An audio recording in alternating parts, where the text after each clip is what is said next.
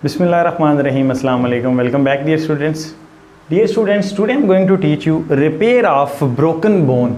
अब हमारे पास जो हमारा skeleton होता है, I have already told you इसका काम क्या होता है, हमारी बॉडी को मेंटेन करके रखना, उसकी शेप को मेंटेन करना और एज वेल एज हमें मूवमेंट में हेल्प करना, लोकोमोशन में हेल्प करना।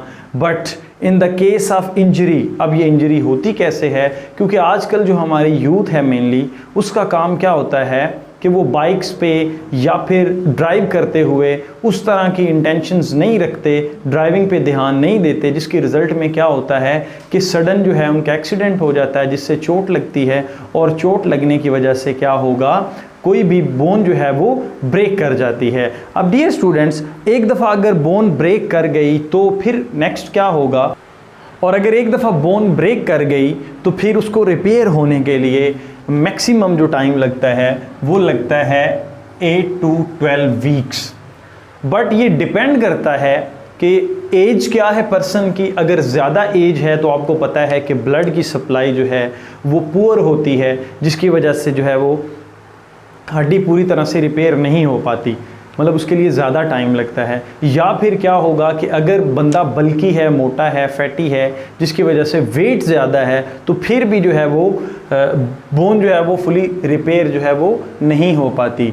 अब डियर स्टूडेंट्स, हमारे पास जो रिपेयर ऑफ ब्रोकन बोन होते हैं उसके लिए दो मेन टाइप्स की रिडक्शंस मौजूद हैं। एक आपके पास क्लोज रिडक्शन है और दूसरी आपके पास ओपन रिडक्शन है। अब रिडक्शन क्या होती है, मतलब कि बोन को जोड़ना, टूटी हुई हड्डी को उसकी एक्चुअल जगह पर जोड़ना क्या कहलाता है, रिडक्शन कहलाता है। हमारे पास दो तरह की रिडक्शंस हैं। एक रिडक्शन है क्लोज रिडक्शन, इसके अंदर क्या होता है, no surgery take place,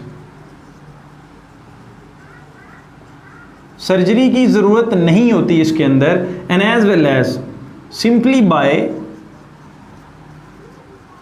physician's hand, कि जो डॉक्टर होता है, फिजिशियन होता है, वो उसको पकड़कर दोबारा से रीअलाइन कर देता है, हड्डी को रीअलाइन कर देगा, उसको अपनी जगह पर जोड़ देगा। ये चीज़ क्या कहलाती है, क्लोज रिडक्शन कहलाती है। अगर तो डियर स्टूडेंट्स सवियर किस्म की इंजरी ना हुई हुई हो, सिर्फ एक ही जगह से हड्डी उस टूटी हुई हो, ब्रेक की हुई हो, तो फिर क्या किया जाता है, मोस्टली जो है वो क्लोज रिडक्शन कर दी जाती है।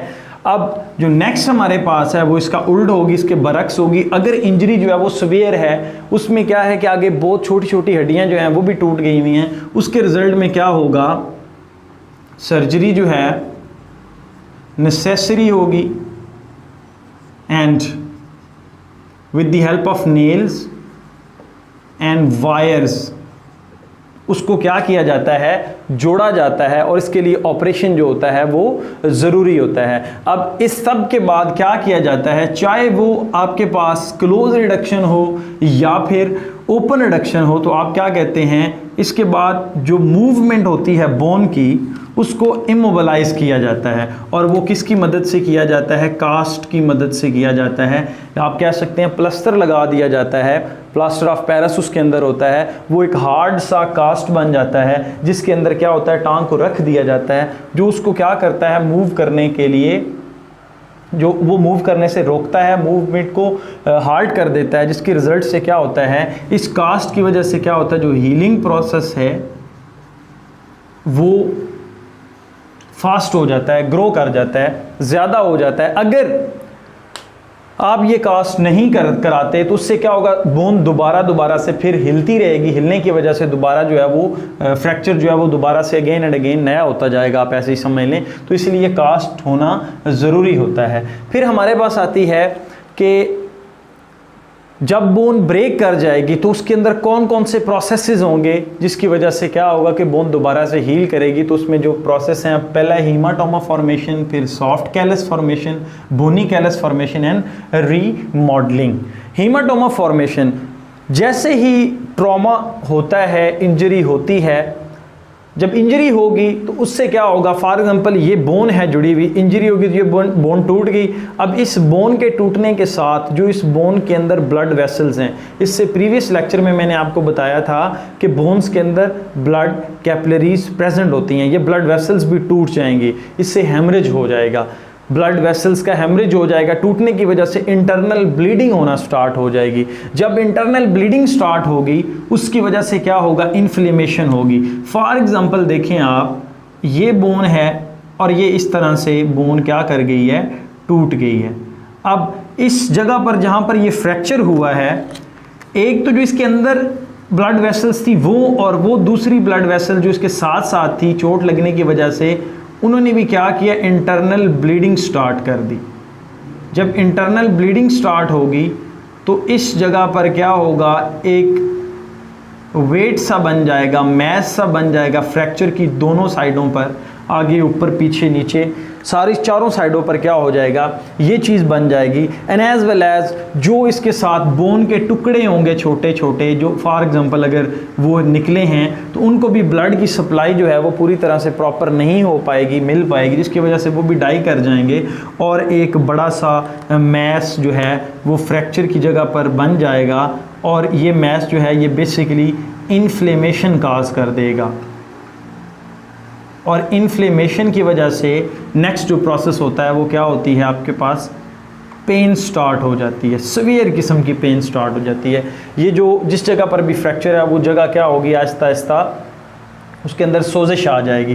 तो इसको आप क्या बोलते हैं, haemorrhage of blood vessel, this is called haematoma formation. ये डिफेंस मैकेनिज्म है, आप ऐसे ही समझ लें कि ये बॉडी क्या कर रही है, इसको इंटरनल ब्लीडिंग से रोक भी रही है, क्योंकि आपको पता है कि ब्लड की ये खासियत है, उसके अंदर जो एल्ब्यूमिन है, फिब्रिनोजिन है, प्लेटलेट्स हैं, वो ब्लीडिंग को रोकते हैं। तो बेसिकली यहाँ पर ब्लीडिंग को रोकना भी काम होता है, ब्लीडिंग को रोक लिया जाता है ताकि ज़्यादा ब्लीडिंग जो है वो ना हो। तो ये जो मैस बना है, ये जो मैस बना है डेब्रिस का, जितना भी गन था, जितना भी मटेरियल था, इस मैस को क्या बोलते हैं, हीमाटोमा फॉर्मेशन। तो ये क्या है dear students, debris mass formation यहाँ पर स्टार्ट हो जाएगी, जिसको क्या बोलते हैं, हीमाटोमा फॉर्मेशन। अब ये जो डेब्रिस बन चुका है, फॉर एग्जांपल ये क्या थी, वही ब्रोकन बोन है आपके पास, और इस ब्रोकन बोन के ये साइडों पर क्या बन चुका था, हीमाटोमा फॉर्मेशन हो चुकी थी। अब इस हीमाटोमा फॉर्मेशन में क्या किया जाएगा, बॉडी क्या करती है, ब्लड कैपिलरीज को इंसर्ट करती है, आहिस्ता आहिस्ता से ब्लड कैपिलरीज इसके अंदर जो हैं वो पेनिट्रेट करना शुरू कर देती हैं। अब जब ये ब्लड कैपिलरीज इसके अंदर पेनिट्रेट करेंगी, चूँकि ब्लड वार्म होता है, और वो क्या करेगा, आहिस्ता आहिस्ता इसको घोलना शुरू कर देगा, आहिस्ता आहिस्ता इसको यहाँ से रिमूव करना शुरू कर देगा, जिसकी वजह से क्या होगा, ये जो डेब्रिस है ये आहिस्ता आहिस्ता रिमूव होना शुरू हो जाएगा।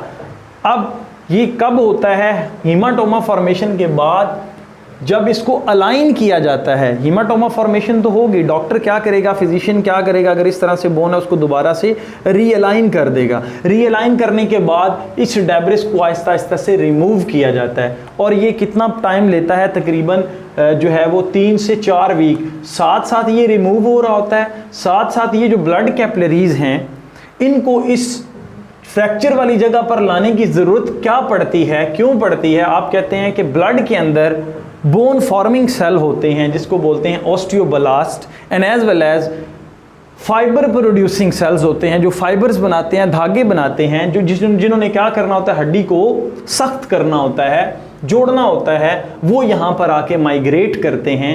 माइग्रेट करने की वजह क्या होती है, ताकि यहाँ पर बोन के सेल्स बनाए जा सकें, फाइबर्स बनाई जा सके। तो ये मेनली क्या कर रहे होते हैं, इस तरह की फाइबर्स बना रहे होते हैं। एंड एज वेल एज जो ऑस्टियोब्लास्ट होते हैं, ग्रीन से बना रहा हूँ डियर स्टूडेंट्स, ये यहाँ पर बोन के सेल्स जो हैं उनको ऐड करते जाते हैं। तो अब यहाँ पर क्या हो चुका है, 3 से 4 हफ्तों के अंदर फिब्रोब्लास्ट एंड ऑस्टियोब्लास्ट आएंगे, ये क्या करेंगे, फाइबर्स को ऐड करेंगे, एंड एज वेल एज जो ऑस्टियोब्लास्ट हैं आपके पास वो क्या करेंगे, बोन्स की जो सेल्स होंगे उनको ऐड करेंगे।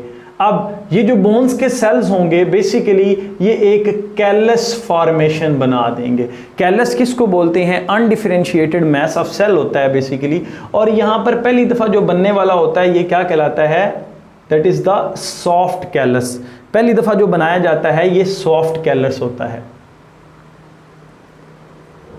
क्योंकि इस सॉफ्ट कैलस ने बाद में रिमूव होना होता है। नेचर ने बड़े ही खूबसूरत अंदाज में हड्डी को जोड़ना होता है ताकि प्रोसेस जो है वो कंप्लीट हो और उसके बाद ऐसा लगे कि जैसे हड्डी वहाँ से टूटी ही नहीं थी। तो ये जो सॉफ्ट कैलस बनाया जाता है ये आप समझ लें ऐसे ही है कि जैसे एक सांचा सा बना लिया जाता है कि यहाँ पर आपने क्या करना है, हार्ड जो सेल्स हैं उनको ऐड करना है, क्योंकि सॉफ्ट सेल जो हैं वो फिर भी टूट जाते हैं, टूटने में ईजी होते हैं। अगर एक दफ़ा हार्ड सेल्स बन गए तो उसकी वजह से क्या होगा, हार्ड कैलस फॉर्मेशन होगी या फिर आप कहते हैं बोनी कैलस फॉर्मेशन होगी। अगर वो दोबारा से फिर टूटेंगे तो आप समझ लें कि नए सिरे से फ्रैक्चर हो जाएगा। तो ये तकरीबन ये सारा टाइम जो है सॉफ्ट कैलस बनने में कितना टाइम लगता है? तकरीबन 3 से 4 वीक्स लगते हैं। अब क्या होगा, नेक्स्ट हमारा जो स्टेप होगा वो बोनी कैलस फॉर्मेशन। अब after the 3 to 4 weeks of injury के तकरीबन 3 से 4 हफ्ते के बाद osteoclast and as well as osteoblast वहां पर माइग्रेट करते हैं। ओस्टियोक्लास्ट क्या करेंगे, ये बोन डिसॉल्विंग सेल्स होते हैं जो इसके अंदर सॉफ्ट कैलस फॉर्मेशन हो चुकी थी। अब उनमें से जो सेल्स काम के नहीं होंगे, ऑस्टियोक्लास्ट उनको क्या करेंगे, बोन को डिसॉल्व करना शुरू कर देंगे।